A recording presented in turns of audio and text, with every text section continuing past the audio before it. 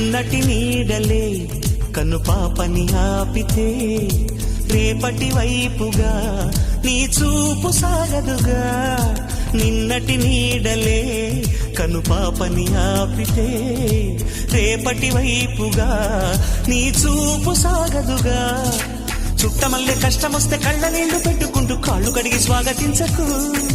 ఒక్క చిన్న నవ్వు నవ్వి సాగనంపకుండా లేనిపోని సేవ చెయ్యకు. మిణుగురులా మిలమిల మెరిసే దరహాసం చాలు కదా.